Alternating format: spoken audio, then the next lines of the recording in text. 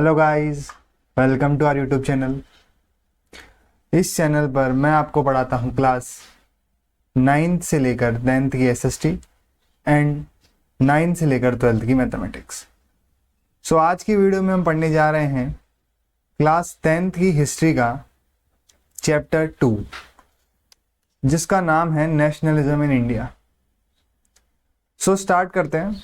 तो first of all we understand what is nationalism. देखिए, nationalism होता क्या है? नेशनलिज्म कुछ नहीं, एक आइडियोलॉजी है, एक विचार, एक आइडिया, या कहीं ना कहीं हम कह सकते हैं कि ये एक थ्योरी, एक सिद्धांत है। कैसे? नेशन बनाने का जो कॉन्सेप्ट है वो कहीं ना कहीं नेशनलिज्म से आता है।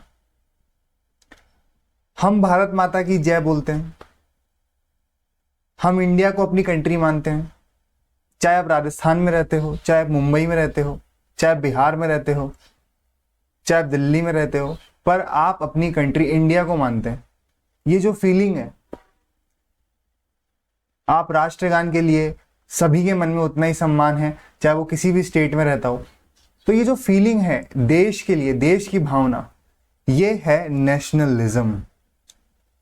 और ये फीलिंग इंडिया में कैसे जनरेट हुई, कैसे लोगों ने अपनी रीजनल आइडेंटिटी से ऊपर भारतीय पहचान को रखना शुरू किया, यही इस चैप्टर में हम सीखने वाले हैं। क्योंकि कहीं ना कहीं, कभी ना कैसे तो डेवलप हुई होगी ये फीलिंग। हमेशा से तो लोगों ने अब भारत को ही अपनी पहचान नहीं माना होगा। तो इस चैप्टर में हम यही देखने वाले हैं कि लोग कैसे राजस्थानी, मराठी, बंगाली, तमिलन से कैसे वो भारतीय बने, कैसे उन्होंने भारत को अपना देश मानना शुरू करा, और ये भावना आज इतनी कैसे ज्यादा प्रबल हो चुकी है। तो इस हिस्ट्री के चैप्टर में हम इसी चीज का इतिहास जानने वाले हैं। तो आगे बढ़ते हैं। तो सबसे पहले करते हैं introduction. As you have seen modern nationalism in Europe. Chapter 1 में नेशनलिज्म इन यूरोप में हमने पढ़ा है कि मॉडर्न नेशनलिज्म आया था यूरोप में। लोग कहीं ना कहीं एम्पायर, डायनेस्टी से शिफ्ट होकर अपनी जो आइडेंटिटी है वो कहीं ना कहीं देश से जोड़ना शुरू कर चुके थे।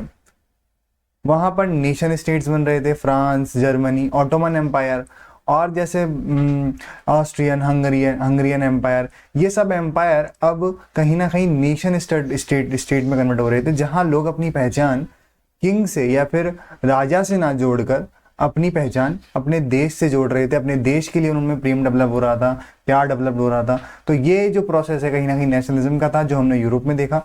और इसके पीछे लोग अपनी पहचान कहीं ना कहीं देश से अब जोड़कर देखने लगे थे। और ये सब डेवलप कैसे हुआ, इन सब के पीछे भी एक हमने प्रोसेस देखा है, लंबा प्रोसेस, जहाँ कहीं ना कहीं नए सिंबल्स आ रहे थे, आइकन्स आ रहे थे, नए सॉन्ग्स डेवलप किए जा रहे थे यूरोप के अंदर, और नए नए आइडियाज क्रिएट हो रहे थे। जो आपने देखा कि नेशनलिज्म इन यूरोप के अंदर फिलोसोफर्स थे, उन्होंने नेशन के आइडिया दिए, तभी तो लोगों में कहीं ना कहीं नेशनलिज्म डेवलप हो पाया। तो ये जो हर कंट्री में नेशनलिज्म का जो प्रोसेस है, नेशनलिज्म डेवलप होने का प्रोसेस है, ये एक लंबा प्रोसेस रहा है। तो इंडिया में कैसे डेवलप हुआ, इसके बारे में बातचीत करते हैं। How did this consciousness emerge in India, ये इंडिया में कैसे डेवलप हुई। अब इस प्रोसेस को समझने के लिए हमें कहीं ना कहीं हमारे नेशनल मूवमेंट्स को देखना होगा। नेशनल मूवमेंट्स कौन से? National movements, non corporation and civil disobedience movement. अब इन मूवमेंट्स को ही क्यों पढ़ रहे हैं हम? क्यों? क्योंकि कहीं ना कहीं इन मूवमेंट्स में हमारी पूरी कंट्री इन्वॉल्व थी। देश के हर कोने से कहीं ना कहीं लोग इस मूवमेंट के अंदर इन्वॉल्व हो रहे थे। अब जब लोग इसमें इन्वॉल्व हो रहे हैं तो लोगों की एक कॉमन आइडेंटिटी बन रही है, लोग अपने आप को कनेक्टिव फील कर रहे हैं, तभी तो एक ही मूवमेंट के अंदर सारा का सारा देश इन्वॉल्व हो रहा है। तो ये जो मूवमेंट है और ये जो प्रोसेस है, कहीं ना कहीं हमें देश के अंदर नेशनलिज्म को डेवलप होने का प्रोसेस समझाएगा। तो we will explore how the Congress sought to develop the national movement. तो इस चैप्टर में हम क्या देखेंगे कि कैसे कांग्रेस ने नेशनल मूवमेंट डेवलप करे। How different social group participate, कैसे अलग अलग सोशल ग्रुप्स ने इसमें पार्टिसिपेट किया। How nationalism capture the imagination of people, और कैसे लोगों के मन में वो इमेजिनेशन, वो नेशनलिज्म की फीलिंग डेवलप हुई। तो इस चैप्टर में हम कहीं ना कहीं इन मूवमेंट्स की हेल्प से और इस प्रोसेस के थ्रू हम ये देखने वाले हैं कि देश के अंदर कैसे नेशनलिज्म डेवलप हुआ। और हमारी कहानी हम कहाँ से शुरू करेंगे? हम कहानी शुरू करेंगे हमारी 1920 से, 1920 से। अब इसका मतलब ये नहीं है कि नेशनलिज्म के सिर्फ 1920 से ही डेवलप होना शुरू हुआ, ऐसा नहीं है। नेशनलिज्म की फीलिंग कहीं ना कहीं आपकी 19th सेंचुरी से ही डेवलप होना स्टार्ट हो गई थी, पर हम इस चैप्टर में हमारी जो स्टोरी है वो कहीं ना कहीं 1920 से स्टार्ट करेंगे। चलिए शुरू करते हैं। तो हमारा जो फर्स्ट टॉपिक है वो है हमारा द फर्स्ट वर्ल्ड वॉर, खिलाफत एंड नॉन कॉरपोरेशन मूवमेंट। अब यहां पर आपको 3 इंसिडेंट के बारे में बात करनी है, द फर्स्ट वर्ल्ड वॉर, खिलाफत, नॉन कॉरपोरेशन मूवमेंट, और इन तीनों को कहीं ना कहीं हमें कनेक्ट करना है। देखिए हेडिंग में ये तीनों एक साथ लिखे हुए, मतलब इन तीनों में कुछ ना कुछ कनेक्टिविटी है। अब ये कनेक्टिविटी आपको पढ़ते पढ़ते मैं समझाता जाऊंगा कि कैसे ये सारी चीजें जुड़ी हुई हैं। तो in the years of after 1990 we see the national movement spreading to new areas, incorporating new social groups, developing new modes of struggle। अब आपको 1990 के बाद क्या क्या नया देखने को मिलने वाला है? देखिए नेशनल मूवमेंट स्प्रेड कर रहे थे पूरे इंडिया में, कहीं ना कहीं अब देश के अंदर एक बड़े लेवल के ऊपर, मतलब पूरे देश के अंदर नेशनल मूवमेंट चल रहे हैं। पहले भी चल रहे थे मूवमेंट्स, पर वो मूवमेंट्स कहीं ना कहीं रीजनल लेवल पर ही रह पाते थे। जैसे बंगाल में चल रहे तो बंगाल तक ही रहे, महाराष्ट्र में चल रहे तो महाराष्ट्र तक रहे, तमिल में चल रहे तो तमिलनाडु तक रहे। पर अब जो मूवमेंट चलेंगे वो कहीं ना कहीं पूरे देश के अंदर चलेंगे। तो पहली बात तो हो गई हमारी कि हमारे नेशनल मूवमेंट स्प्रेड कर रहे थे। एंड दूसरी बात है इनकॉर्पोरेटिंग न्यू सोशल ग्रुप्स, नए सोशल ग्रुप्स इमर्ज हो रहे थे। And developing new modes of struggle, और आपके लड़ने के या फिर स्ट्रगल करने के नए तरीके, जैसे सत्याग्रह जो अब इवॉल्व करेंगे गांधी जी, तो नए तरीके इवॉल्व हो रहे थे मूवमेंट करने के। तो firstly the first World war created a new economic and political situation. देखिए अब फर्स्ट वर्ल्ड वॉर का नॉन कॉर्पोरेशन मूवमेंट को स्टार्ट करने में एक इंपॉर्टेंट रोल रहा है। क्यों? देखते हैं। War helped in the growth of national movement in India. देखिए जो आपका जो फर्स्ट वर्ल्ड वॉर हुआ वो हुआ कहीं ना कहीं वर्ल्ड में, पर उसने कहीं ना कहीं इंडियन नेशनल मूवमेंट के ऊपर भी एक मेजर इंपैक्ट डाला। अब वो कैसे डाला वो इन पॉइंट्स वाइज समझते जाइए। ड्यूरिंग द वॉर, आपकी वॉर फर्स्ट वर्ल्ड वॉर कब चली थी? 1940 से लेकर 1918 के बीच में चली थी, आप सभी को पता है। और आपकी फर्स्ट वर्ल्ड वॉर में आपकी 2 पावर्स थी, Germany Ottoman Empire Turkey versus Britain, Russia और फ्रांस। ये कहीं ना कहीं आपकी फर्स्ट वर्ल्ड वॉर में लड़ रही थी, जहां ब्रिटेन की तरफ से इंडिया भी इंक्लूड था। और इस फर्स्ट वर्ल्ड वॉर ने इंडिया पे कैसे इंपैक्ट डाला? तो the prices of various goods double. War की वजह से कहीं ना कहीं डिमांड एंड सप्लाई के अंदर इंटरप्शन हुआ, जिस वजह से भारत देश में क्या हुआ? प्राइजेस डबल हो गई, मतलब महंगाई बढ़ गई। ठीक है। दूसरी बात, it was due to huge increase in the expenditure of defense, because of which the British government had laid huge taxes and duties। अब क्योंकि ब्रिटेन फर्स्ट वर्ल्ड वॉर में इन्वॉल्व है और इंडिया ब्रिटेन की कॉलोनी है, तो Britain ने first World war के अंदर क्या किया? बहुत सारा खर्चा कर दिया वर्ल्ड वॉर को जीतने में।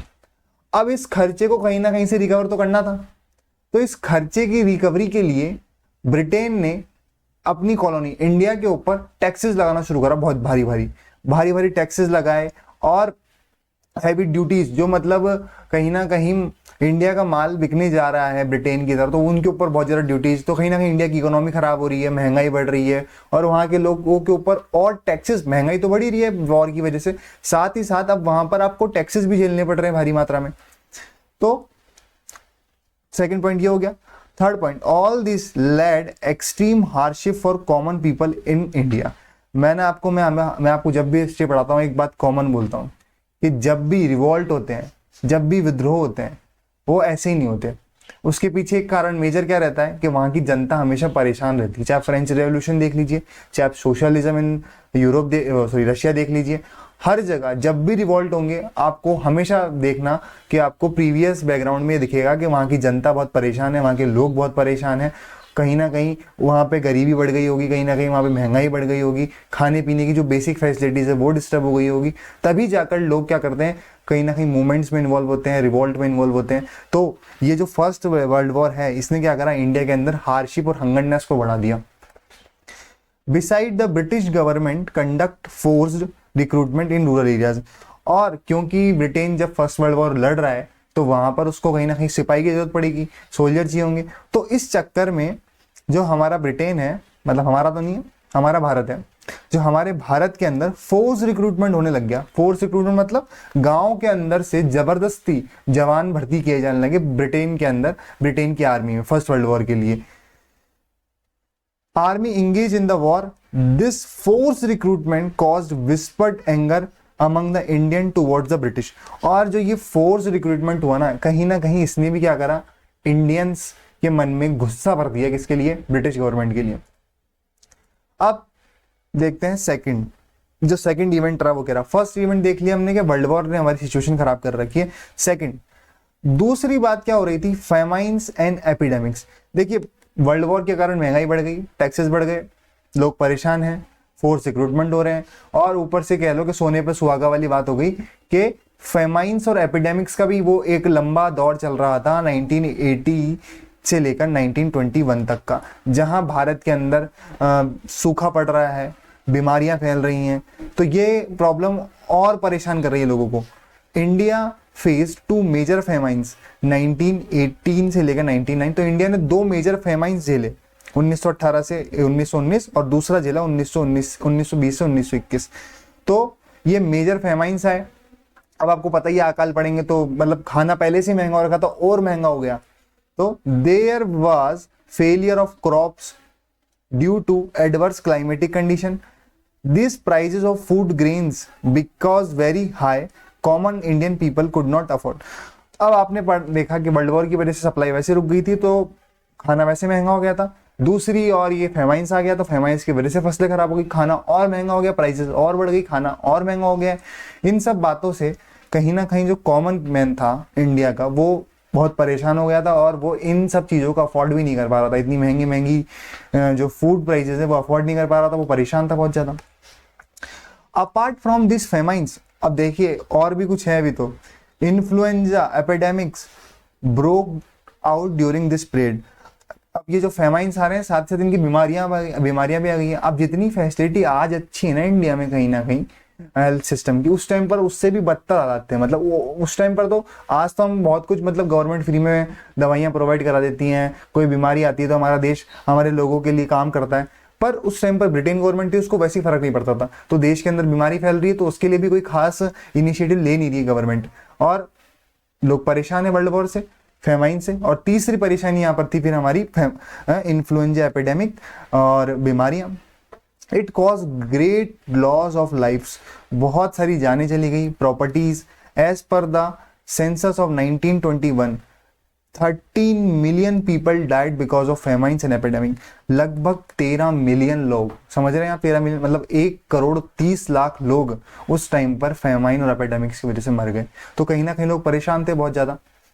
The British rule did not pay attention towards the miseries of the Indians. देखिए परेशानियां हर देश में आती हैं, हर जगह कहीं ना कहीं। कोरोना आया देश के अंदर, परेशानी थी, महंगाई बढ़ी और बहुत सारे लोगों की जानें भी गई।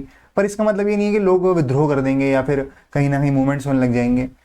समस्या जब आ जाती है, जब देश में इतनी बड़ी बड़ी समस्याएं हो रही हैं और गवर्नमेंट जो कि उस देश की जिम्मेदारी लेती है वो इन सब बातों को नजरअंदाज कर रही है, तो प्रॉब्लम यहाँ थी, मेन प्रॉब्लम यहाँ थी। British rule did not pay attention, वो ध्यान ही नहीं दे रहा इन सब बातों पर कि भैया भारत के देश के नागरिकों के साथ क्या हो रहा है, उनको मतलब ही नहीं है।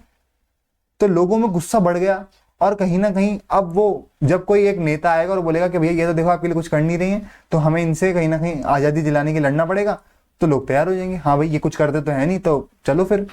तो इसी मूवमेंट पे आपकी एंट्री होती है इन गुरुदेव की। तो आप इस पिक्चर को देख के पहचान रहे हैं कि ये कौन है? कुछ याद आ रहा है आपको? जो आपकी जेबों में रखे हुए हैं ना, गांधी जी, ये उन्हीं की फोटो है। कहीं ना कहीं इन्हीं की वजह से आप नेशनलिज्म इन इंडिया पढ़ रहे हैं, और ये मेन लीडर हैं आपके, समझ लीजिए इन दोनों मूवमेंट की। ठीक है, तो आगे बढ़ते हैं। द आइडिया ऑफ सत्याग्रह। अब देखिए पिक्चर में एंट्री होने जा रही है गांधी जी की। मैंने आपको अभी तक क्या बता दिया, मैंने आपको फर्स्ट वर्ल्ड वॉर बता दिया, और फर्स्ट वर्ल्ड वॉर की वजह से जो प्रॉब्लमेटिक सिचुएशन क्रिएट हुई है जिससे दो लोग परेशान हैं, और वो मूवमेंट्स के अंदर पार्टिसिपेट करेंगे अब क्योंकि परेशानी है ज़्यादा। तो अब आगे बढ़ते हैं और अब गांधी जी की एंट्री देखते हैं। तो गांधी जी आते हैं अपने साथ एक आइडिया लेकर। कौन सा आइडिया? द आइडिया ऑफ सत्याग्रह।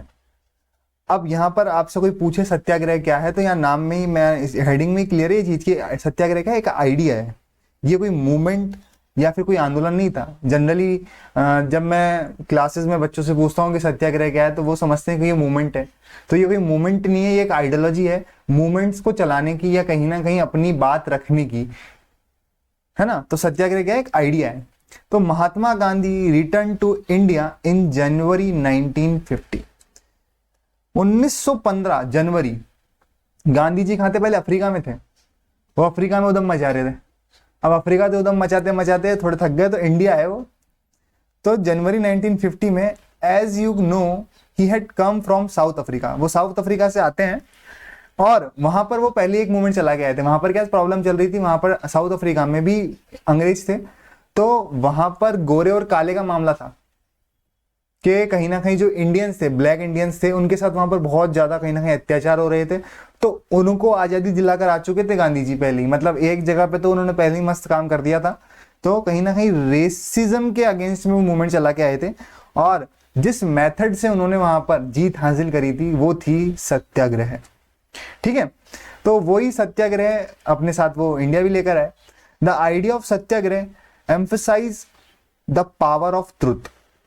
और जो सत्याग्रह है ना, वो किसके ऊपर फोकस करता है? वो फोकस करता है ट्रुथ के ऊपर, कि अगर आप सच्चे हो, आप अपनी नजर में, या फिर आपको पता है कि सच क्या है और सही क्या है, तो आपको अपनी बात सही साबित करने के लिए कोई वायलेंट करने की जरूरत नहीं है, कोई लड़ाई दंगे करने की जरूरत नहीं है।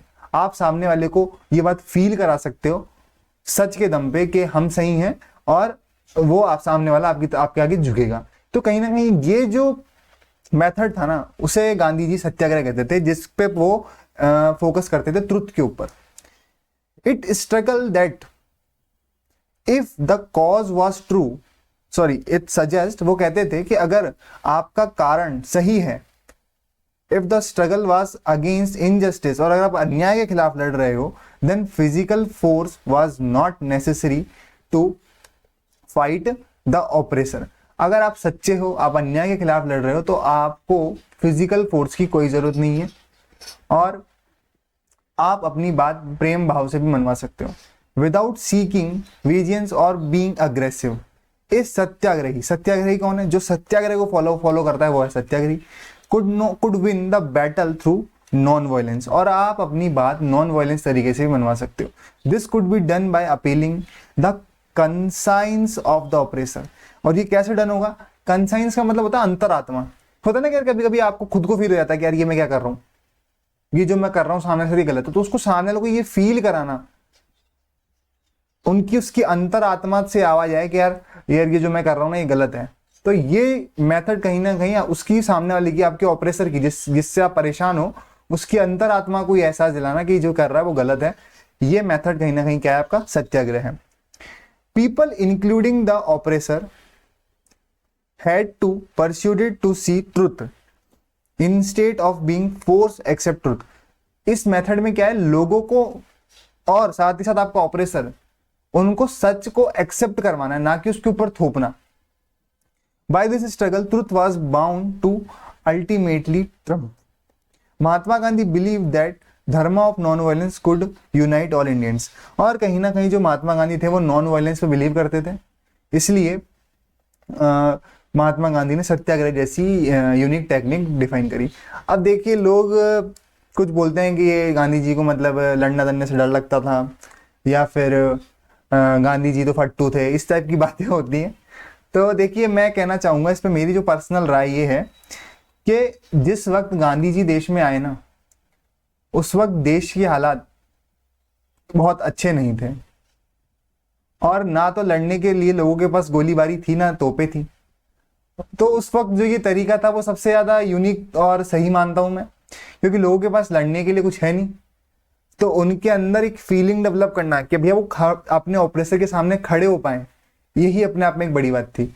और गांधी जी अच्छे आदमी थे या बुरे आदमी थे, इस पर मैं कुछ नहीं कहना चाहूंगा। गांधी जी से आपको सीखने के लिए बहुत कुछ मिल सकता है। जो आदमी नोट पे छपा हुआ है ना, उसमें कुछ तो बात थी, तो आप अपने जीवन में उनसे बहुत कुछ सीख सकते हैं। वो सही हैं गलत थे इससे अपन को मैटर करता नहीं है, अपन को सीधा ये देखना है कि नोट पे छप रहे हैं, उनके बारे में हम आज पढ़ रहे हैं, मतलब कहीं ना कहीं उनमें, उनकी पर्सनैलिटी में कुछ तो बातें थी जो हमारे जीवन में हम सीख सकते हैं। अच्छा बुरा वो सब साइड में रखते हैं एक बार, और इस एंगल के साथ इस चैप्टर को पढ़ते हैं कि गांधी जी ने किस तरह से चीजों को टैकल किया। देखिए एक एनसीईआरटी की पिक्चर दी हुई है आपको कहीं ना कहीं, India workers in south Africa, जहाँ पे गांधी जी साउथ अफ्रीका में ये मूवमेंट चला रहे हैं और ये लोगों का कहीं ना कहीं काफिला उनके पीछे चल रहा है। गांधी एक्सपेरिमेंट विद सत्याग्रह। अब देखिए सत्याग्रह ले तो आए गांधी जी अपने साथ, पर उन्होंने यहाँ पे ट्राई नहीं करा कि भाई इंडिया की जो, देखो हर चीज हर आइडिया हर जगह काम नहीं करता, तो ये आइडिया क्या इंडिया में काम करेगा या नहीं करेगा। तो गांधी जी ने उसके लिए 3 एक्सपेरिमेंट करे। अब ये 3 एक्सपेरिमेंट कैसे करे वो देखते हैं। After his arrival in India January 1915 he was successfully conducted Satyagraha movement at various places in India. उन्होंने 3 जगहों पर कहीं ना कहीं सत्याग्रह के मूवमेंट चलाए, और वो कहाँ चलाया उन्होंने, तो पहला चलाया उन्होंने चंपारण बिहार के अंदर, इन सपोर्ट ऑफ पीजेंट्स। और जो ये पहला मूवमेंट चलाया वो किसके सपोर्ट में चलाया उन्होंने, पीजेंट्स के मूवमेंट में, who was being oppressed by indigo planters. कहीं ना कहीं भारत में क्या है, इंडिगो की खेती कराई जा रही थी, इंडिगो की खेती कराई जा रही थी, क्योंकि अब ये अलग मुद्दा है कि इंडिगो की खेती क्या है। आप इतना जान लीजिए कि बिहार के अंदर जो किसान थे वो परेशान थे ब्रिटिश अफसरों से या फिर ब्रिटिशर्स ट्रेडर जो जबरदस्ती खेती करवा रहे थे इंडिगो की, नील की। तो उनको बचाने के लिए गांधी जी ने पहला मूवमेंट चलाया था चंपारण में, जो कि सक्सेसफुल हुआ, और ये कब चला था 1917 में। और फिर दूसरा मूवमेंट गांधी चलाते हैं 1980 में, कहां पर, खेड़ा, गुजरात में गांव है खेड़ा, और ये भी उन्होंने चलाया था पीजेंट्स के सपोर्ट में। ये ध्यान रखना आपको, सारे क्वेश्चन बन जाते हैं छोटे के, खेड़ा में गांधी जी ने किनके सपोर्ट में मूवमेंट चलाया, तो सब पीजेंट्स के सपोर्ट में। Who were not in position to the pay agricultural rent due to crop failure. क्या हुआ खेड़ा के अंदर, क्या हुआ, बहुत सारी क्लाइमेटिक कंडीशन की वजह से वहां पर जो क्रॉप थी ना वो फेल हो गई, मतलब बर्बाद हो गई। अब आपको पता ही है कि इंडिया के अंदर 3 सिस्टम चलते थे, रेतवाड़ी, महालवाड़ी, और मतलब बेसिकली किसानों को अपनी फसल, अपनी जमीन का किराया देना होता था जमींदारों को, है ना। तो क्योंकि फसल खराब हो गई, पैसा ही नहीं है, तो कहां से देंगे किराया। तो इन परेशान किसानों के लिए गांधी जी ने वही सत्याग्रह वाला टेक्निक अपनाई और कहीं ना कहीं उनको इस सिचुएशन से बाहर निकाला। तो दूसरा जो सत्याग्रह का वो एक्सपेरिमेंट रहा वो रहा खेड़ा के अंदर, गुजरात के अंदर। तीसरा उन्होंने अपना एक्सपेरिमेंट किया 1980 में, support of cotton mill workers, Ahmedabad. यहां पर जो तीसरा मूवमेंट था ना वो किसानों के लिए नहीं था, ये ध्यान रखना है, ये था कॉटन वर्कर्स के लिए। कहीं ना कहीं यहाँ पर कॉटन मिल के वर्कर्स है ना, उनके सपोर्ट में अहमदाबाद में गांधी जी ने सत्याग्रह मूवमेंट किया। He made the mill owner agree to increase wages. दरअसल क्या है, वहां पर जो मिल वर्कर था ना, जो मिल वर्कर नहीं, जो मिल का मालिक था, वो तनख्वाहें नहीं बढ़ा रहा था वहां के लोगों की, वहां के वर्कर्स की। तो उनकी डिमांड फुलफिल करने के लिए गांधी जी ने कहीं ना कहीं अपना तीसरा एक्सपेरिमेंट किया।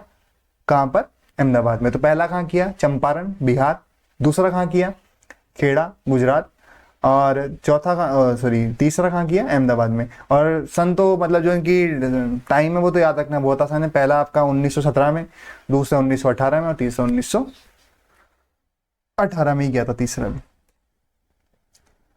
अब देखिए यहां तक आपकी जो स्टोरी है वो एक अलग पार्ट है। अब यहाँ के बाद इस टाइमलाइन के बाद हम आगे बढ़ेंगे तो वहां हमारा शुरू होगा नॉन कॉर्पोरेशन मूवमेंट की कहीं ना कहीं भूमिका बनना शुरू होगी। अभी तक हम चैप्टर में जो देख चुके हैं एक बार रिवाइज कर लेते हैं। हमने शुरुआत करी हमारी फर्स्ट वर्ल्ड वॉर से, जहां हमने देखा कि लोग परेशान हैं बहुत ज्यादा, और परेशानियों की वजह मैं आपको बता चुका हूं। और इसी बीच में एंट्री होती है गांधी जी की। गांधी जी अफ्रीका से आते हैं और अपने साथ लेके आते हैं सत्याग्रह, और सत्याग्रह को एक्सपेरिमेंट ये 3 जगहों पर कर लेते हैं। अब गांधी जी सत्याग्रह को एक बड़े लेवल पर अप्लाई करने की कोशिश करेंगे, जिसको हम आगे देखते हैं। अब बीच में ये एक टॉपिक आता है रॉलेट एक्ट। ये रॉलेट एक्ट क्या है जी? एक्ट तो ऑब्वियस सी बात है कि ये भैया हमारा एक कानून है, ये तो हमको पता है।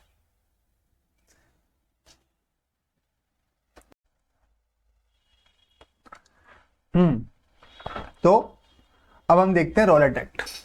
देखिए नाम से ही क्लियर है, रॉलेट एक्ट मतलब ये कानून है। अब ये रॉलेट एक्ट था क्या? तो इंपीरियल लेजिस्लेटिव काउंसिल इन दिल्ली। इंपीरियल लेजिस्लेटिव काउंसिल इतना भारी शब्द है, बेसिकली इतनी बात जान लीजिए कि ये जो काउंसिल थी ये करती थी, ये देश के लिए, भारत देश की जनता के लिए कानून बनाती थी, लॉ बनाती थी। तो इसने एक लॉ पास किया दिल्ली में। क्या पास किया? इस लॉ में ये कहा गया था कि भाई this act gave the British government unlimited power.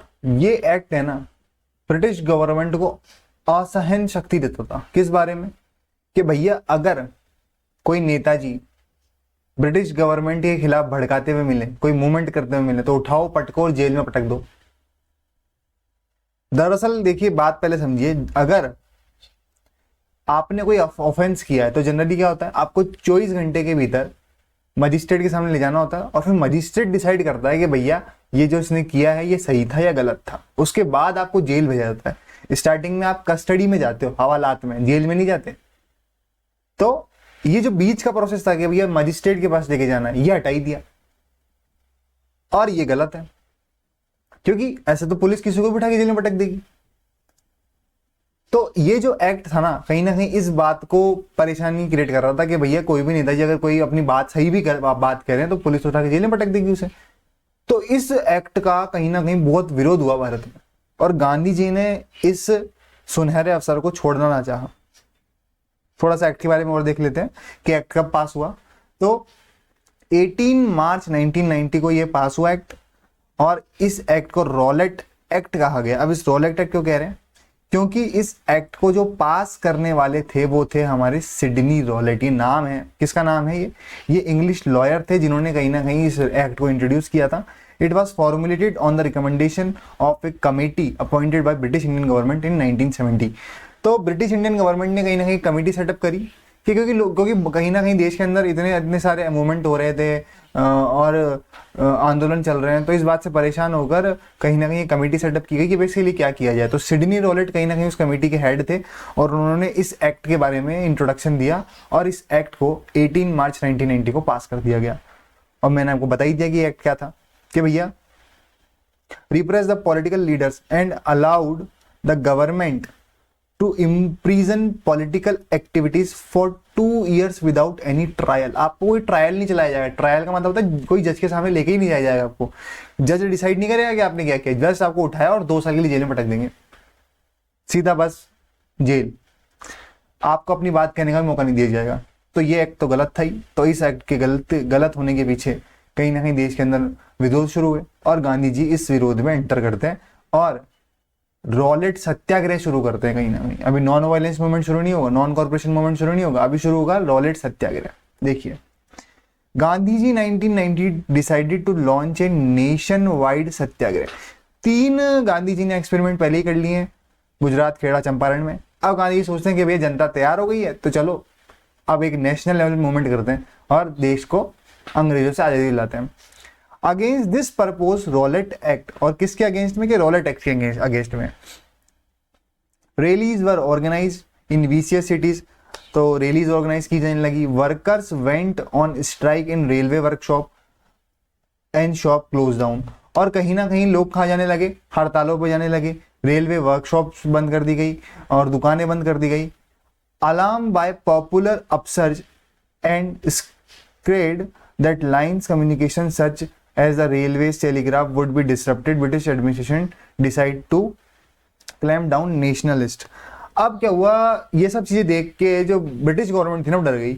उसको लगा कि भैया अब ये जो पॉपुलर अपसर्ज होने जा रहा है इसकी वजह से कहीं ना कहीं हमारे कम्युनिकेशन डिस्टर्ब हो जाएंगे, और मतलब कहीं ना कहीं जो टेलीफोन लाइन है वो तोड़ दी जाएंगी। तो इन सब चीज़ों से और बचाने के लिए ब्रिटिश गवर्नमेंट ने क्या करा? इस नेशनल मूवमेंट को दबाने की शुरुआत करी। Local leaders were picked up from Amritsar and Mahatma Gandhi was barred from enter Delhi. तो ये जो कहीं ना कहीं स्टार्ट हुआ था, ये शुरुआत अमृतसर से हुई इस सत्याग्रह की। तो वहां से जो लोकल लीडर्स थे उनको उठा के जेल में डाल दिया गया और गांधी जी को कहीं ना कहीं दिल्ली में आने से मना कर दिया गया, दिल्ली में आने पर रोक लगा दी गई। ठीक है। On 10th April the police Amritsar fired upon a peaceful procession provoking widespread attack on the banks, post officer and railway station. और 10 अप्रैल को अगर आप पुलिस ने अमृतसर में एक पीसफुल, जो एक शांतिपूर्ण तरीके से लोग जुलूस जा रहा था, उस पर फायरिंग कर दी। ठीक है। और भीड़ ने क्या कर दिया, फिर bank, post office, railway station इन पर अटैक कर दिया, क्योंकि जब ऐसी घटना हुई तो लोगों में भी गुस्सा भर गया, उन्होंने भी कहीं ना कहीं अटैक कर दिया।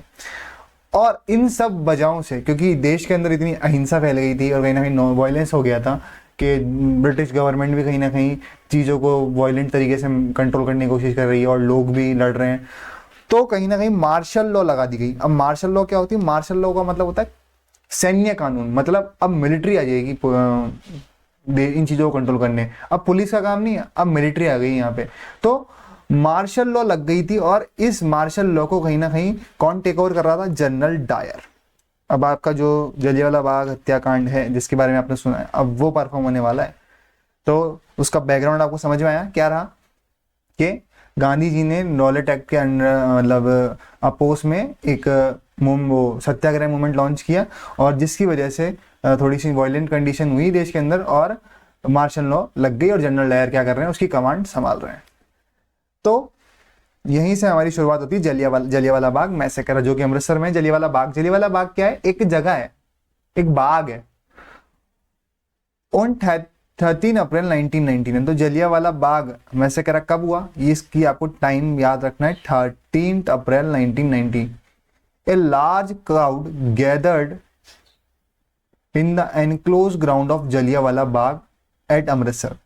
अब देखिए भारतीयों की क्या एक आदत होती है अनोखी, जैसे ही कोई मतलब भीड़ दिखेगी ना तो वहां और भीड़ जाएगी कि भैया कहीं हो रहे हो, देख ले जरा जार। तो वही वाली बात हुई सेम यहाँ पर जलियांवाला बाग में। अब जलियांवाला बाग में क्या हो रहा था? प्रॉब्लम ये थी कि आपको मैंने भी बताया कि अमृतसर से जो लीडर्स थे उनको उठा लिया गया था। तो वहीं पर कहीं ना कहीं दो लीडर थे, सैफुद्दीन किचलू और सत्येंद्र पाल। इन दोनों को कहीं ना कहीं पुलिस ने पकड़कर जेल में डाल दिया और इनकी अरेस्ट के विरोध में लोग क्या कर रहे थे? कहीं ना कहीं स्ट्राइक कर रहे थे या धरना प्रदर्शन कर रहे थे अमृतसर के अंदर जलियांवाला बाग में। अब वहां पर लोग देखे यार कि ये लोग क्यों बैठे हैं, तो क्योंकि जलियांवाला बाग जहां पर था वहां पर कहीं ना कहीं 13 अप्रैल को वैसाखी का मेला भर रखा था, तो लोग वैसे ही बहुत सारे इकट्ठे हो रखे थे और लोगों को पता ही नहीं कि मार्शल लॉ लग रखी है। तो कुछ सिचुएशन ऐसी हो रखी थी कि मेला भर रखा है, लोग विरोध कर रहे हैं अमृतसर के अंदर जलियांवाला बाग के अंदर अपने नेता की गिरफ्तारी के विरोध में। तो उस बाग के अंदर भीड़ को देखकर मेले की भीड़ और आ जाती है और जनरल डायर को लगता है कि भैया अटैक करने आ रहे हैं। इतनी सारी भीड़ को देखकर जनरल डायर को लगता है कि ये अटैक करने आ रहे हैं और इस भीड़ को सबक सिखाना होगा। तो डायर क्या करता है? दरअसल जो आपका बाग था ना वो इस तरह से था कुछ, मतलब उसके अंदर एंटर करने के लिए एक पतली सी नैरो गली थी बस, और पूरा पैक था वो ऊंची ऊंची दीवारों से। तो लोग यहां पर इकट्ठा हो गए और डायर भाई साहब ने ये पूरी की पूरी गली ब्लॉक कर दी यहाँ पे बंदूकों से, तोपों से। और यहां पर ऊपर सब जगह क्या कर दिया उसने? सोल्जर खड़े कर दिए और भाई साहब ऑर्डर दिया कि फायर करो। तो बहुत ही ज्यादा बुरी कंडीशन हुई थी जो लोग इस मैसेकर में फंसे थे। Some of them were protest while others visitor to annual Baisakhi fair. मैं बताया आपको कुछ लोग वहां प्रोटेस्ट कर रहे थे और कुछ लोग फेयर में आए हुए थे बैसाखी के मेले के अंदर। Most of them were unaware to martial law, और बहुत सारे लोगों को पता भी नहीं कि मार्शल लॉ लग रखी है। जनरल डायर ब्लॉक दियर एग्जिट पॉइंट। जनरल डायर ने क्या कर दिया? इसका एग्जिट पॉइंट ब्लॉक कर दिया and ordered the army to open fire crowd. और आर्मी को ऑर्डर क्या दिया कि भैया ओपन फायर का ऑर्डर दे दिया कि गोली चला दो सबके ऊपर। तो इस तरह का कुछ ये मैसेकेरा रहा। Hundreds of man, women and children were killed. और हजार मतलब 100 से भी ज्यादा लोग क्या हुए इसके अंदर मरे, जिसमें बच्चे, औरतें और आदमी सभी थे। Later, Dyer told that his objective behind this massacre was create feeling of terror in the mind of protester. और भाई साहब जनरल डायर ने इसका एक्सक्यूज या ऑब्जेक्टिव क्या बताया कि भैया उनसे पूछा गया कि आपने ऐसा क्यों किया, तो उन्होंने बोला कि मेरे को है ना वहां के लोगों को, में जो प्रोटेस्टर थे, जो प्रोटेस्ट कर रहे थे, उनके मन में आतंक पैदा करना था, उनको डराना था। तो इस बात से देश के अंदर कहीं ना कहीं और ज्यादा गुस्सा फैल गया, और नॉर्थ इंडिया में जो कहीं ना कहीं बड़े बड़े नेताजी थे, उन्होंने उनको कहीं सम्मान के पद मिले हुए थे जो ब्रिटिश गवर्नमेंट से, उनको लौटा दिए। Hearing about the incident of Jallianwala Bagh massacre, people came out on street in many north Indian town protesting against the incident. और इस बात को सुनकर बहुत सारे लोग क्या आ गए, सड़कों पर उतर गए प्रोटेस्ट करने के लिए जलियांवाला बाग मैसेकर के अंडर में। एट द मैनी प्लेसेस दे क्लेश विद पुलिस, और बहुत सारे जगहों पर तो पुलिस से दंगे भी हो गए भीड़ के। But the British government deal with the brutal and tried to shut mouth of people forcefully. और इस जो कहीं ना कहीं प्रोटेस्ट हो रहे हैं, तो इसको गवर्नमेंट क्या कर रही है, इसको अभी भी गवर्नमेंट एकदम वैसे पीसफुल तरीके से हैंडल नहीं कर रही है। मतलब फोर्सफुली लोगों को मारा पिटाई के थ्रू, जो प्रोटेस्टर है उनको मतलब उनके साथ बहुत ह्यूमिलेटिंग व्यवहार किया जा रहा है और उनको चुप कराने की कोशिश की जा रही है जबरदस्ती। Seen this seriousness of situation, Gandhi ji called off the movement. और इतना कुछ अहिंसा वॉयलेंट देखकर गांधी जी ने जो रॉलेट सत्याग्रह था कहीं ना कहीं उसको वापस ले लिया, और गांधी जी ने सोचा कि लोग अभी जो मतलब पीसफुल तरीके से कहीं ना कहीं मूवमेंट को चलाने के लिए तैयार नहीं है, लोगों को थोड़ी सी और ट्रेनिंग की जरूरत है, इनको अभी और समझाने की जरूरत है। इस तरह से गांधी जी ने इस मूवमेंट को कम बैक कर लिया दोबारा, और देश के अंदर ये मूवमेंट स्टॉप हो गया। ठीक है, तो यहां तक आप समझ रहे हैं मेरी बात, है ना? तो यहां तक कहानी जुड़ चुकी है कि रॉलेट एक्ट कहाँ क्या था, जलियांवाला बाग मैसेकर क्या था। ठीक है, अब हमारा अगला है खिलाफत मूवमेंट। तो मैंने फर्स्ट वर्ल्ड वॉर की बात कर ली, रॉलेट एक्ट की बात कर ली, और मैंने आपको स्टार्टिंग में बोला था कि फर्स्ट वर्ल्ड वॉर, खिलाफत और नॉन कॉर्पोरेशन कहीं ना कहीं लिंक है। तो ये लिंक अभी कंप्लीट नहीं हुआ है, पर आप मेरे साथ एंड तक वीडियो में बने रहिए, आपको सब समझ में आ जाएगा कि कैसे ये तीनों चीजें आपस में कनेक्टेड है, और आपको एकदम फील आ जाएगा। तो पहले समझिए कि खिलाफत, फर्स्ट वर्ल्ड वॉर हो चुका है, खिलाफत देखते हैं क्या था। तो खिलाफत मूवमेंट को समझने के लिए हमें थोड़ा सा बैकग्राउंड में जाना पड़ेगा। फर्स्ट वर्ल्ड वॉर को पकड़िए दोबारा। देखिए, मैंने आपको बताया था कि जो फर्स्ट वर्ल्ड वॉर है, इसको अच्छे से यहां समझाते हैं अपन। देखिए, जो आपकी फर्स्ट वर्ल्ड वॉर थी ना, उसमें आपकी कौन थे, दो पार्टी थी। एक तो हमारी जर्मनी, ऑस्ट्रिया, टर्की। तो इसको इस तरह से याद रखिए, मैं इसको जनरली ऐसे याद रखता हूँ, गेट वर्सेस बीआरएफ। तो Germany, Austria Hungarian empire, Turkey versus आपका ब्रिटेन, रशिया, बोले तो फ्रांस। अब इसमें जीता कौन था, इसमें जीता था आपका ये बीआरएफ, ब्रिटेन, रशिया, फ्रांस। तो कहीं ना कहीं एक अफवाह फैल गई थी कि जो ब्रिटेन है वो टर्की, ऑटोमन एम्पायर जो आपका है, इस ऑटोमन एम्पायर के अंदर क्या था, एक पद होता था जिसका नाम था खलीफा। और इस पद की कहीं ना कहीं बहुत ज्यादा रेपुटेशन थी इस्लामिक वर्ल्ड में, मुसलमानों में इसकी बहुत ज्यादा रेपुटेशन थी। तो फर्स्ट वर्ल्ड वॉर के अंदर क्या हुआ, जब आपका ब्रिटेन जीता तो ऐसी बात फैली कि अब ब्रिटेन इस खलीफा के पद के ऊपर इस पद को खत्म करने वाला है, और कहीं ना कहीं इसके ऊपर बहुत ह्यूमिलेटिंग ट्रीटी थोपेगा। तो लोग इसके सपोर्ट में आ गए, जो भी वर्ल्ड वाइड मुसलमान थे वो इस खलीफा के पद के सपोर्ट में आ गए, और इस पद को बचाने के लिए अलग अलग मूवमेंट चलने लगे। और जो ये ट्रीटी होने वाली थी, इस ट्रीटी के अगेंस्ट में बहुत सारे मूवमेंट परफॉर्म होने लगे। तो इसी मूवमेंट को क्या बोल रहे हैं, खिलाफत। खलीफा के पद के लिए जो मूवमेंट चल रहा है, उसको बचाने के लिए जो मूवमेंट चल रहा है, उसको क्या बोल रहे हैं, खिलाफत movement. While the Rowlatt Satyagraha had been widespread movement, it was still limited mostly of cities and town। और आपकी रॉलेट सत्याग्रह जो हुआ, इसकी एक बात ध्यान रखनी है कि लिमिटेड था, ये पूरे भारत में नहीं फैल पाया था, ये लिमिटेड जगहों पर ही हो पाया था। अब आगे हमारे खिलाफत मूवमेंट बात है। Mahatma Gandhi now feel that need to launch a more broad based movement in India. अब गांधी जी ने फील करा कि यार ये फैला क्यों नहीं, इस पर विचार करा गांधी जी ने कि ये मूवमेंट लिमिटेड क्यों रहा। तो गांधी जी को फील हुआ कि यार ये मूवमेंट लिमिटेड इसलिए रहा कि कहीं ना कहीं देश के अंदर हिंदू मुसलमान जो है ना वो बटे हुए हैं, उनको एक करना पड़ेगा। जब वो एक होंगे तब हम एक नेशन वाइड मूवमेंट चला पाएंगे। But he was certain that no such movement could be organise without bringing Hindu Muslim close together. उनके दिमाग में ये बात आ चुकी थी कि हिंदू मुसलमान को एक किए बिना देश के अंदर कोई बड़ा मूवमेंट नहीं चलाया जा सकता। On way of doing this he field was to take up the Khilafat issue. और उसी वक्त देश के अंदर खिलाफत इशू चल रहा था, तो गांधी ने सोचा कि अच्छा मौका है। अभी बताया मैंने खिलाफत इशू क्या है, कि देश के सारे मुसलमान क्या चाहते हैं कि खिलाफत वाले उस खलीफा के पद को प्रोटेक्शन मिले। तो गांधी जी ने सोचा क्यों ना हम इस मूवमेंट के अंदर मुसलमानों की मदद करें और हिंदू मुसलमान को एक कर दें। तो ऑन द फर्स्ट, अब वापस यहाँ पर आपको जो अभी मैंने बताया उसको वर्ड्स में एक्सप्लेन कर रखा था, एक बार पढ़ लेते हैं। The first World war had ended with the defeat of Ottoman Turkey. यहाँ पर आपको पता है कि फर्स्ट वर्ल्ड वॉर के अंदर आपको टर्की हार गया। एंड देयर वर रूमरस, एक रूमरस फैल गया, ए हार्श पीस टीटी was going to impose on the Ottoman emperor the spiritual head of Islamic world. जो खलीफा कौन था आपका, स्पिरिचुअल हेड था इस्लामिक वर्ल्ड का, उसके ऊपर क्या एक ट्रीटी इम्पोज करने वाला है, कौन, Britain. To defeat the Khalifa temporal power, एक Khilafat committee was formed in Bombay in March 1990। और कहीं ना कहीं जो वो ट्रिटी के विरोध में खिलाफत मूवमेंट वर्ल्ड में चल जाता, तो बॉम्बे में भी एक कमेटी सेटअप हुई थी कहीं ना कहीं। और वो कमेटी का किस लिए सेटअप की गई थी, खिलाफत मूवमेंट के लिए सेटअप की गई थी। और ये कमेटी सेटअप किसने करी थी, मोहम्मद अली एंड शौकत अली। ये दो भाई थे जिन्होंने कहीं ना कहीं खिलाफत मूवमेंट के अंदर इन्वॉल्व होने के लिए बॉम्बे में एक कमेटी सेटअप करी। और गांधी जी ने इस कमेटी का पार्ट, मतलब कमेटी क्या, इन दोनों भाइयों से कहीं ना कहीं बातचीत करी और खिलाफत मूवमेंट का पार्ट बनाया हिंदुओं को भी। Began discussing with Mahatma Gandhi about the possibilities of united mass action with the issue, और सबको यूनाइट किया।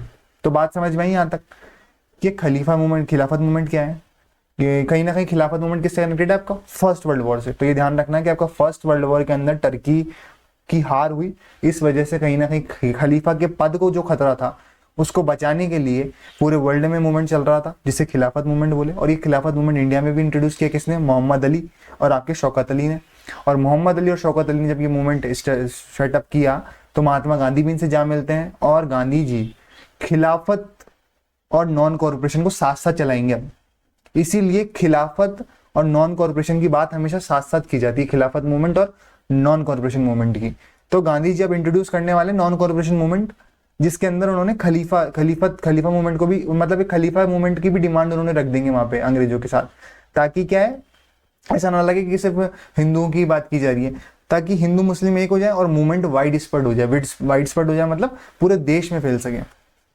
Gandhi ji saw this an opportunity to bring Muslim under the umbrella of unified national movement at the Calcutta session. यहाँ पर आपको ध्यान रखना है कि कौन सा सेशन के अंदर आपका नॉन कॉर्पोरेशन मूवमेंट को स्टार्ट करने की बात कही गई थी। स्टार्ट नहीं हुआ था कलकत्ता सेशन के बाद, सिर्फ बात हुई थी कि हाँ इसको शुरू किया जाएगा। At the Calcutta session of the Congress in September 1920 he convinced other leaders on the need to start non corporation movement in support of Khilafat as well as swaraj. तो यहाँ पर गांधी जी ने कलकत्ता सेशन के अंदर जो लीडर्स थे कहीं ना कहीं देश के अंदर, उनको 3 बातों पर राजी किया है कि एक तो नॉन कॉर्पोरेशन मूवमेंट करना है, दूसरा खिलाफत का जो मूवमेंट है उसको भी सपोर्ट करना है, और स्वराज की बात अंग्रेजों के सामने रखनी है। अभी आप सोच रहे हो कि मूवमेंट हो क्यों रहे हैं, एक बात ध्यान रखना, ये मूवमेंट हो क्यों रहे हैं, कहीं ना कहीं स्वराज के लिए हो रहे हैं, ताकि इंडियंस कहीं ना कहीं रूल कर सके। ठीक है, अब बात करते हैं नॉन कॉर्पोरेशन की। तो वाई नॉन कॉर्पोरेशन, देखिए नॉन कॉर्पोरेशन का मतलब क्या है, असहयोग, मतलब कॉर्पोरेट ना करना, किनके साथ, ब्रिटिशर्स के साथ। तो गांधी जी ने नॉन कॉर्पोरेशन को ही क्यों चुना, क्वेश्चन पुट हो सकता है ना कि ये नॉन कॉर्पोरेशन ही क्यों। तो गांधी जी ने अपनी फेमस बुक हिंद स्वराज में इस बात को रिवील किया था। Mahatma Gandhi declare that British rule was established in India with the corporation of Indians and had survived only because of this corporation. तो गांधी जी ने कहा कि भैया जो ये ब्रिटेन के अंदर जो ईस्ट इंडिया कंपनी आई थी ना इंडिया के अंदर, ये इंडिया के अंदर हम पे राज कर रही है, इंडिया पे राज कर रही है। क्यों, या फिर ब्रिटेन गवर्नमेंट, जो ब्रिटिशर्स हैं वो हम पे राज कर रहे हैं। क्यों? क्योंकि हम ही इनके साथ काम करते हैं, इनके दफ्तरों में इंडियंस काम कर रहे हैं, इनकी आर्मी में हम ही सिपाही के तौर पर काम कर रहे हैं। तो हमारे कॉरपोरेशन के बिना ये पॉसिबल ही नहीं है कि हम पे राज कर ले। ये बात गांधी जी ने कहीं ना कहीं समझ ली थी, इसलिए गांधी जी क्या लेके आते हैं, नॉन कॉरपोरेशन मूवमेंट लेके आते हैं, क्योंकि उनको पता है कि हम सहयोग नहीं करेंगे तो कहीं ना कहीं इनको ये सब देश छोड़ के जाना पड़ेगा। If Indians refuse to corporate, British rule in India would collapse within a year and swaraj would come. तो गांधी जी का मानना था कि अगर हम 1 साल तक भी अगर इनका सहयोग बंद कर देंगे तो इनको हमारा देश छोड़कर जाना पड़ेगा और स्वराज आ जाएगा। अब शुरू होने जा रहा है हमारा नॉन कॉर्पोरेशन मूवमेंट।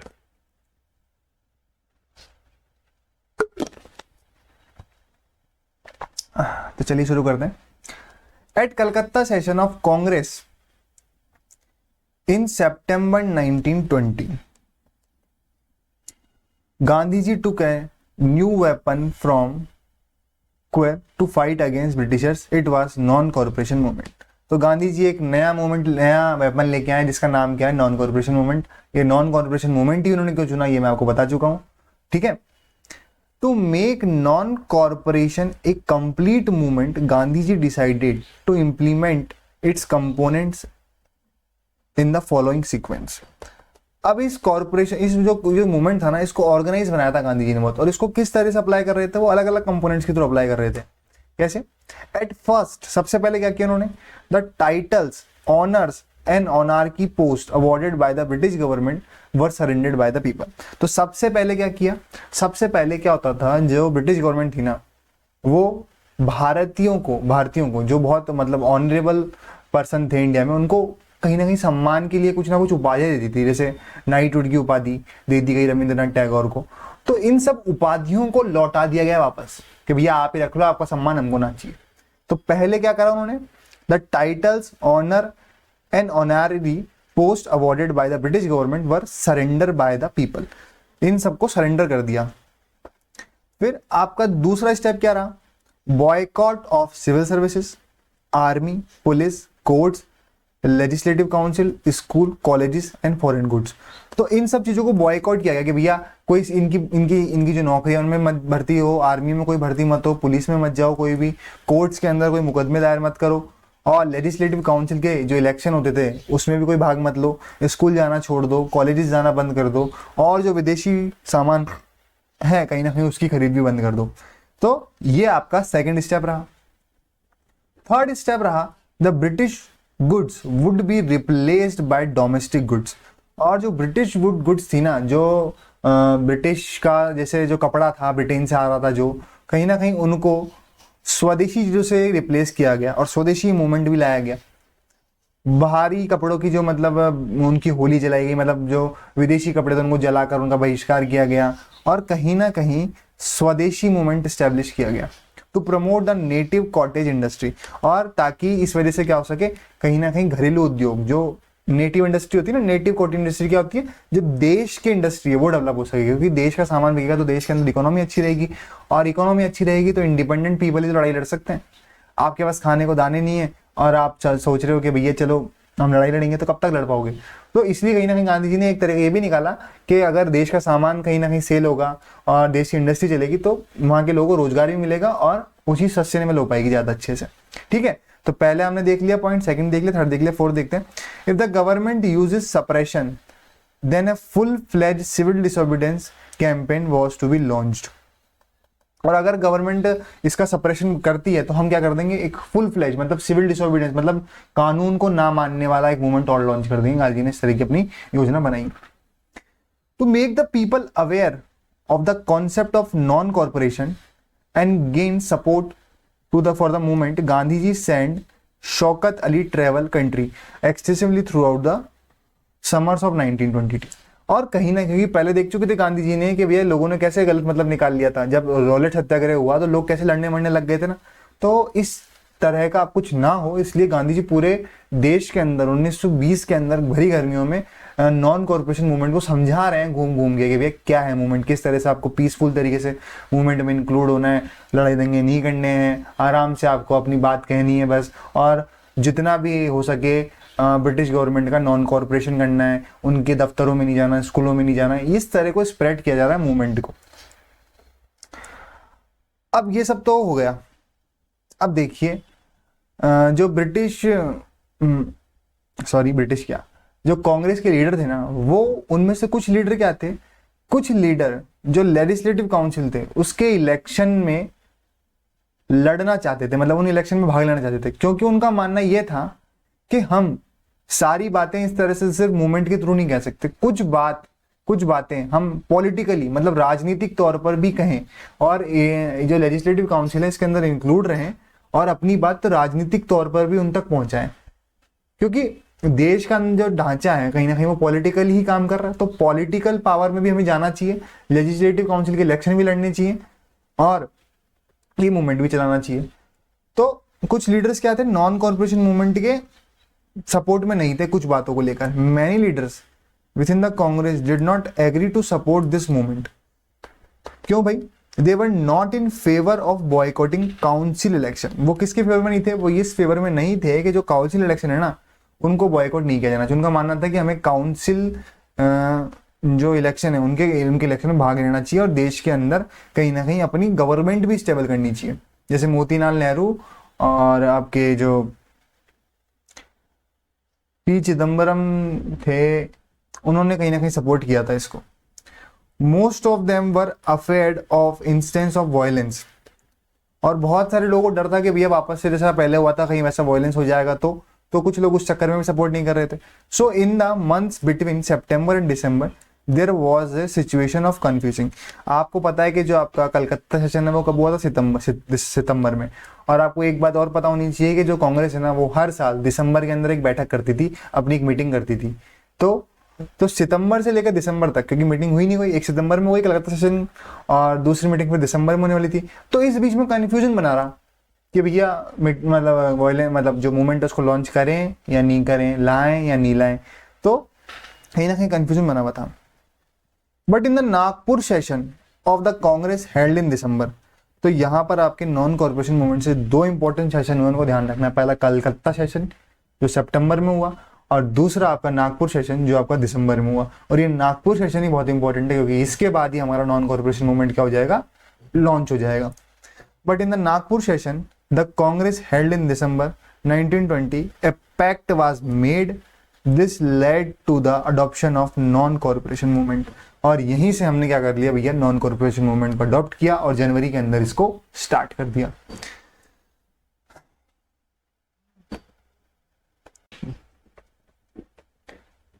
तो अब यहां तक एक बार हम चीजों को रिवाइज करते हैं। हमने देखा कि फर्स्ट वर्ल्ड वॉर का क्या इंपैक्ट रहा वर्ल्ड के, मतलब इंडिया के ऊपर। फिर उसके बाद हमने देखा कि रॉलेट एक्ट इंट्रोड्यूस करती है गवर्नमेंट, और कैसे गांधी जी रॉलेट एक्ट को एक मुद्दा बनाकर रॉलेट सत्याग्रह को शुरू करते हैं, जो कि सक्सेसफुल नहीं हो पाता है। और उसके पीछे कहीं ना कहीं कारण क्या रहता है? देश के अंदर यूनिटी की कमी। तो उस यूनिटी को फुलफिल करने के लिए गांधी जी खिलाफत का इशू को यूज करते हैं और खिलाफत मूवमेंट को जोड़ देते हैं नॉन कॉर्पोरेशन मूवमेंट के साथ, और फिर एक नया मूवमेंट निकल के आता है जो कि आपका नॉन कॉर्पोरेशन खिलाफत मूवमेंट को जिस नाम से हम जानते हैं। अब जो आपका नॉन कॉर्पोरेशन या खिलाफत नॉन कॉर्पोरेशन मूवमेंट रहा, इसके अंदर अलग अलग ग्रुप्स ने पार्टिसिपेट किया। अलग अलग ग्रुप्स कैसे बोल रहा हूं मैं? अलग अलग ग्रुप्स ऐसे कि शहरों में अलग तरीके से लोग इसमें भाग ले रहे हैं और गांव में जो लोग हैं वो अलग तरीके से भाग ले रहे हैं। अलग तरीके से कैसे? क्योंकि इन सबकी प्रॉब्लम्स भी अलग अलग हैं। तो प्रॉब्लम्स अलग अलग हैं, तो ये सब अलग अलग एक्सपेक्टेशन के साथ इन्वॉल्व हो रहे हैं इस मूवमेंट के अंदर। जैसे जो पीजेंट्स हैं उनकी एक्सपेक्टेशन क्या थी? उनकी एक्सपेक्टेशन ये थी कि हमें आज़ादी मिल जाए किनसे? जमींदारों से। क्योंकि जो पीजेंट थे वो डायरेक्टली किससे टच में नहीं आते थे भैया? अंग्रेजों से तो टच में आते नहीं थे। उनके लिए जो प्रॉब्लम्स क्रिएट करते थे वो जमींदार क्रिएट करते थे। तो पीजेंट जो इन्वॉल्व हो रहे थे वो चाहते थे कि हमें जमींदारों से आज़ादी मिल जाए, जो हमें ये जबरदस्ती मतलब चाहे कैसा भी मतलब कैसी भी क्लाइमेटिक कंडीशन हो जाए, हमारी क्रॉप फेल हो जाए तो भी हमसे टैक्स कलेक्ट करते हैं ये। तो उनके लिए प्रॉब्लम अलग थी। तो हर सोशल ग्रुप की अलग प्रॉब्लम थी और सब अपनी अपनी एक्सपेक्टेशन के साथ इसके अंदर इन्वॉल्व हो रहे थे। जबकि जो नॉन कॉर्पोरेशन मूवमेंट था उसका मेन ऑब्जेक्टिव क्या था? उसका ऑब्जेक्टिव था कि स्वराज को एस्टेब्लिश करना। तो स्वराज तो एक मेन मेजर पर्सपेक्टिव था ही था, पर उसके अलावा भी लोग अपनी प्रॉब्लम्स के साथ, उनको लग रहा था कि अगर ये सफल हुआ मूवमेंट तो हमारी जो प्रॉब्लम्स है कहीं ना कहीं उनसे हम ओवरकम कर जाएंगे। तो देखते हैं वही सारी बातें हम यहाँ पे। नॉन कॉर्पोरेशन खिलाफत मूवमेंट स्टार्टेड इन जनवरी 1921। ये आपको सबको पता है कि हमारा दिसंबर 1920 के अंदर हमारा नागपुर सेशन हुआ, जहाँ पर इस बात को अप्रूव किया जाता है कि हमें नॉन कॉर्पोरेशन मूवमेंट स्टार्ट करना है, और जनवरी 1921 में हमारा आपका नॉन कॉर्पोरेशन मूवमेंट स्टार्ट हो जाता है। Sorry, became popular in both rural and urban areas. और आपको ये भी पता है कि आपकी नॉन कॉर्पोरेशन मूवमेंट और सिविल डिसोबीडियंस मूवमेंट को हम पढ़ ही इसलिए रहे हैं क्योंकि कहीं ना कहीं ये पूरे देश में फैले थे, और ये हमें नेशनलिज्म को अंडरस्टैंड करने में मदद कर रहे हैं। तो ऑब्वियसली बात है, ये आपके रूरल एरियाज में भी थे और अर्बन एरियाज में भी पॉपुलर रहे। So various social group took an active part in this movement, but their expectation from it was according to their problem। तो भैया जो सोशल ग्रुप इसमें पार्ट ले रहे थे वो सब अपनी प्रॉब्लम से ओवरकम होने के लिए इसमें पार्ट ले रहे थे, और उनकी एक्सपेक्टेशन भी सबकी अलग अलग थी इस मूवमेंट को लेकर।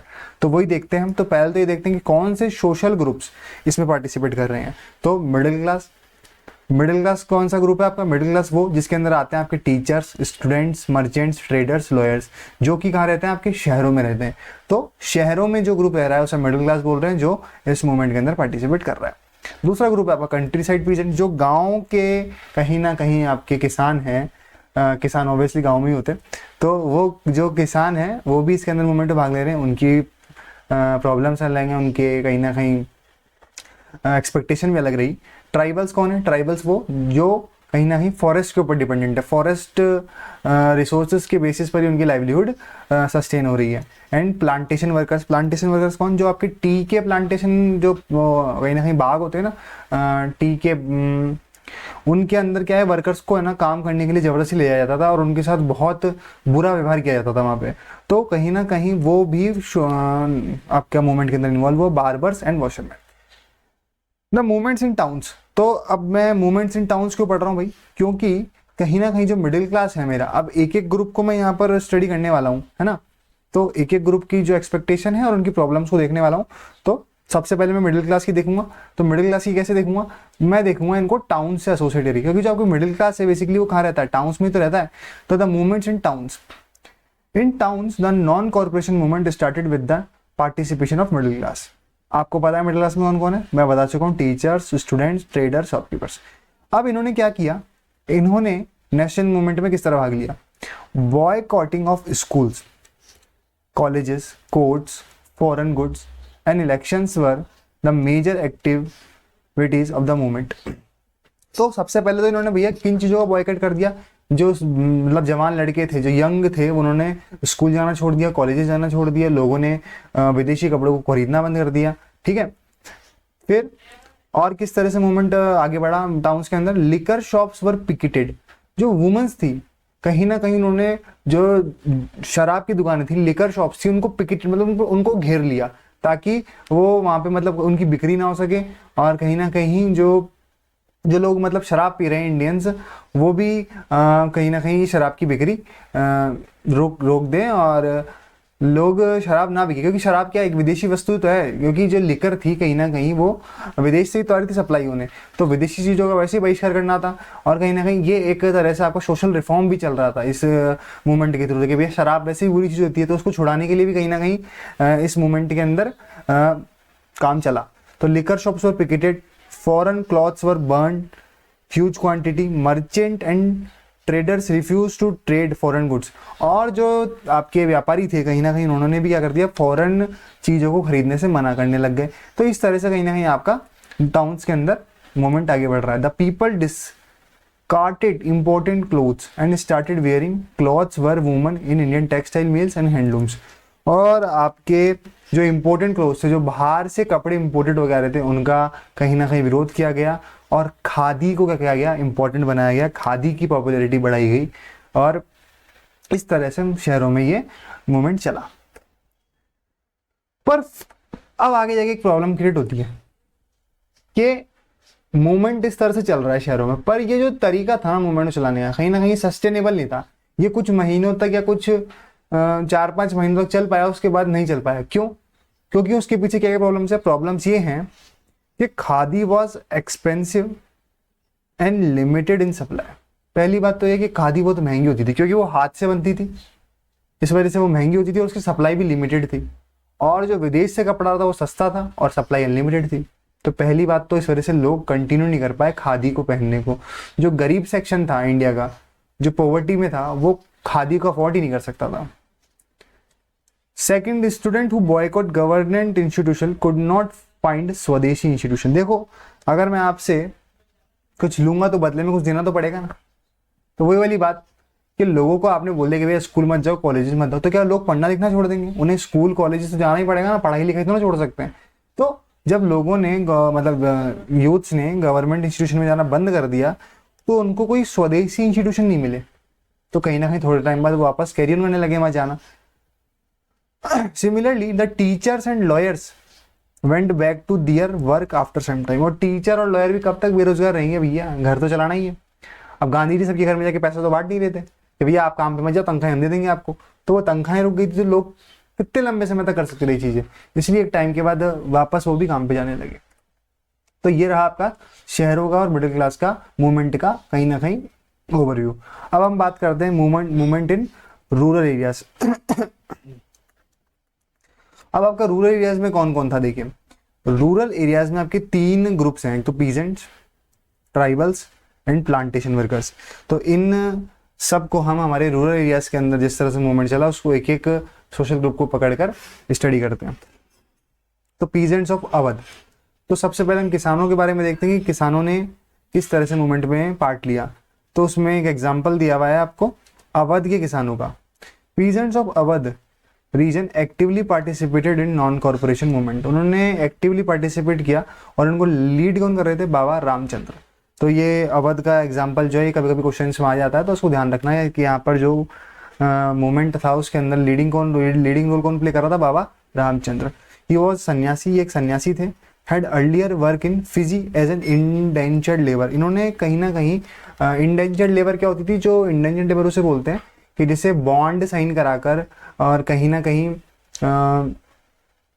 जबरदस्ती काम के लिए बॉन्ड के तौर पर, मतलब एक लंबे समय के लिए धोखेबाजी से काम पे कराया गया मिल वर्कर्स में। तो ये बाबा रामचंद्र वहां पर भी काम कर चुके थे। The peasants were against taluqdars, landlords who charge high rate of interest and force them to do begar. देखिए, बेगार शब्द को समझिए पहले क्या होता है। बेगार का मतलब होता है कि मैं आपसे 10-15 घंटे काम करा लूं और आपको दूं क्या? 100 रुपए, मतलब आज की तारीख में। तो मतलब आपको आपकी मेहनत के अकॉर्डिंग जब मैं आपसे बहुत ज्यादा काम करा लूं और आपको दूं बदले में कुछ भी ना, तो उसे क्या बोलते हैं? बेगार। क्या आप बोलते हैं? खाली पीली बेगार करा लिया इसने मेरे से, दिया बिया कुछ नहीं और इतना सारा काम करा लिया। तो इस तरह का ही कुछ पीजेंट्स के साथ व्यवहार होता था उस टाइम पर। जो पीजेंट्स थे वो किनके अगेंस्ट में थे? तालुकदार, लैंडलॉर्ड्स, जो क्या करते थे? इनसे बहुत high rate of interest charge करते थे जब इनको लोन पे करते थे। तो ये इसके विरोध में कहीं ना कहीं मूवमेंट के अंदर इन्वॉल्व हुए थे।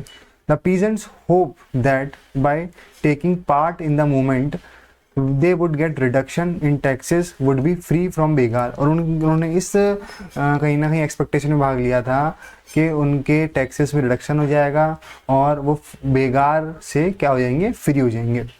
तो ये आपको पीजेंट्स का ध्यान रखना है। अब यहाँ पे एक फैक्ट है जिसको आपको ध्यान रखना है कि अवध किसान सभा की सेटअप की थी पंडित जवाहरलाल नेहरू एंड बाबा रामचंद्र ने मिलकर। और ये सेटअप क्यों की गई थी? कहीं ना कहीं मूवमेंट को चलाने के लिए, पीजेंट्स के मूवमेंट को आगे चलाने के लिए इसको सेटअप किया गया था।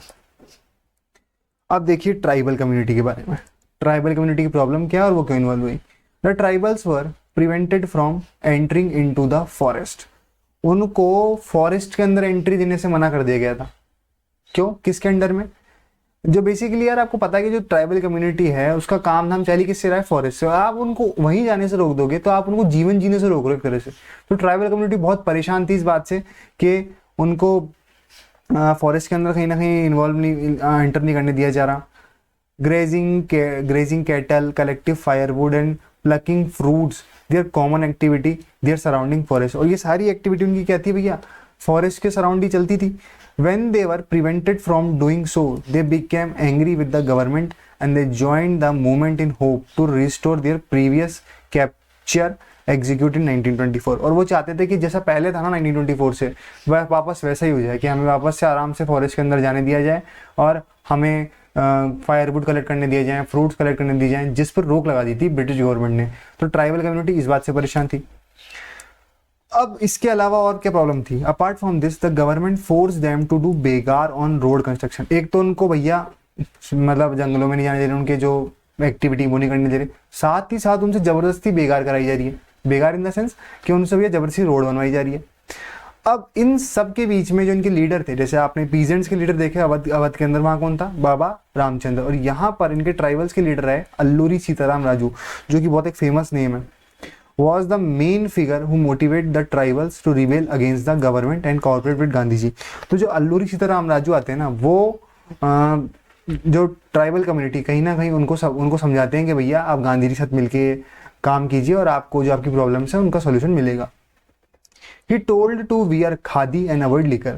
और वो अपनी कम्युनिटी में बोलते हैं कि आप खादी वियर कीजिए और लिकर शराब का सेवन बंद कर दीजिए। These tribal use guerrilla warfare tactics attack the British officials। और इन्होंने कहीं ना कहीं गोरिल्ला वॉरफेयर टेक्निक्स का यूज किया किनके खिलाफ? ब्रिटिशर्स के खिलाफ लड़ने में।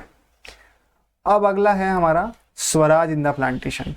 अब देखिए, आपने पीजेंट्स को देख लिया कंट्री साइड में, ट्राइबल कम्युनिटी को देख लिया, और जो आपके पीजेंट्स थे वो क्यों इन्वॉल्व हुए थे मूवमेंट के अंदर? ताकि उनको कहीं ना कहीं आज़ादी मिल सके। किससे? ताल्लुकदार लैंडलॉर्ड से। ट्राइबल क्यों इन्वॉल्व थे? ट्राइबल कम्युनिटी इन्वॉल्व थी क्योंकि उनको आज़ादी चाहिए किससे? कहीं ना कहीं फॉरेस्ट के अंदर एंटर करना चाहते थे वो, और जो उनके साथ बेगार कराई जा रही थी उनसे परेशान थे वो। अब वहीं जो स्वराज इन प्लांटेशन वर्कर्स क्यों इन्वॉल्व हुए? For plantation workers in Assam freedom mean that, उनके लिए फ्रीडम का मीन ये था कि भैया the right to move freely and out the confined space where they were enclose. उनका फ्रीडम का मतलब ये था कि भैया जिस गांव से वो काम करने आए हैं ना असम के अंदर, उनको वहाँ से कनेक्शन बना रहे हैं उनका, उनको जाने दिया जाए वहाँ पे और वो फ्रीली मूव कर सके। ये फ्रीडम का मतलब था सीधा सीधा प्लांटेशन वर्कर्स के लिए। पर दिक्कत क्या थी? अंडर इनलैंड इमिग्रेशन एक्ट 1859, इस एक्ट के अंडर में प्रॉब्लम ये थी कि the plantation workers in Assam were not allowed to move freely out of the tea plantation without permission।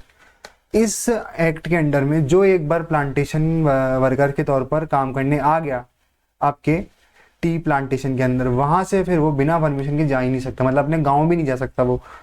ठीक है, तो ये प्रॉब्लम थी उनके लिए। They fail to suffocated with enclose the area of tea gardens. तो उनको कहीं ना कहीं घुटन होती थी उन टी गार्डन्स में काम करने में कि भैया वो अपने घर वालों से बातचीत नहीं कर पा रहे, उनको जाने नहीं दिया जा रहा। तो इस प्रॉब्लम से ओवरकम होने के लिए कहीं ना कहीं जो प्लांटेशन वर्कर्स से वो इन्वॉल्व हुए किसके अंदर? आपके फ्रीडम मूवमेंट में। When they heard about movement of Gandhi ji they saw ray of hope get freedom for this act. जब गांधी जी के बारे में सुना तो उनको लगा कि भैया गांधी जी हमको इस समस्या से, आज क्योंकि गांधी जी बहुत फेमस हो गए थे, मतलब गांधी जी को लोगों ने देखा नहीं है पर उनके बारे में बहुत ऐसे मतलब रोमरस फैले कि भैया गांधी जी आ गए हैं, गांधी जी मतलब हीरो बन गए थे गांधी जी उस टाइम के एक। तो गांधी जी के लेके बहुत चर्चाएं चल रही थी, तो ये भी सोचा कि भैया बहती गंगा में हम भी हाथ धो लेते हैं, जब सबको आज़ादी मिल ही रही है, सबको फायदा हो ही रहा है, तो हम भी क्यों ना हमारी समस्याओं का समाधान करा लें। Hence they gave full support to this movement, इसलिए उन्होंने इस मूवमेंट को फुल सपोर्ट किया। They left their job headed towards their home, और वो अपनी जॉब छोड़कर किस तरफ चल दिए? अपने घरों की तरफ चल देते हैं। पर रास्ते में वैसे पुलिस वाले पकड़ लेते हैं इनको और पकड़ के धे धो के दोबारा अपने टी प्लांटेशन में पहुंचा देते हैं इनको। The plantation worker believe that Gandhi Raj everyone would given land their own village. अब गांधी राज आ चुका है तो उनको उनके गाँव के अंदर जमीनें मिल जाएंगी। But however they were catch by the police and brutally beaten up. अब उनको पुलिस पकड़ लेती रास्ते में और पीट पाट के दोबारा टी प्लांटेशन में सेटअप कर देती है, क्योंकि आपको जो नॉन कॉर्पोरेशन मूवमेंट है वो सक्सेसफुल नहीं हो पाएगा, अभी आगे आपको पता लग जाएगा। In this way, the objective of different social groups that joined the movement was different according to their problems। तो आपको सबको पता है कि जो उनका प्रॉब्लम्स के अकॉर्डिंग लोगों ने अपने मूवमेंट के अंदर इन्वॉल्व हुए, उन सब के ऑब्जेक्टिव उनकी प्रॉब्लम के अकॉर्डिंग डिफाइन हो रहे थे। Their objective was not the part of objective that set by Congress.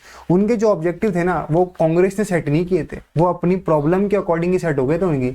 उनकी एक्सपेक्टेशन उनकी प्रॉब्लम के अकॉर्डिंग ऑटोमेटिक क्रिएट हो गई थी। कांग्रेस ने नहीं बोला था कि भैया आपको प्लांटेशन वर्कर से आज़ादी दिलवा देंगे हम, या ताल्लुकदार से आज़ादी दिलवा देंगे हम, ये सब ऑटोमेटिक लोगों ने क्रिएट कर लिया अपने आप ही।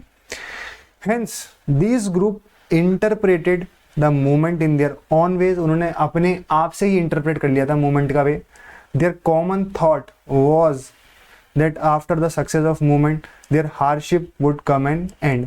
उनका कॉमन थॉट ये था, बस वो सब एक बात, ये सब सेम बात सोच रहे थे कि जैसे ही मूवमेंट सक्सेसफुल होगा उनकी हार्डशिप क्या हो जाएगी, ख़त्म हो जाएगी। पर इन सब बीच में मूवमेंट सक्सेसफुल होता उससे पहले क्या हो जाता है, एक कांड, जिस कांड को हम बोलते हैं चौरा चौरी इंसिडेंट या फिर चौरा चौरी कांड।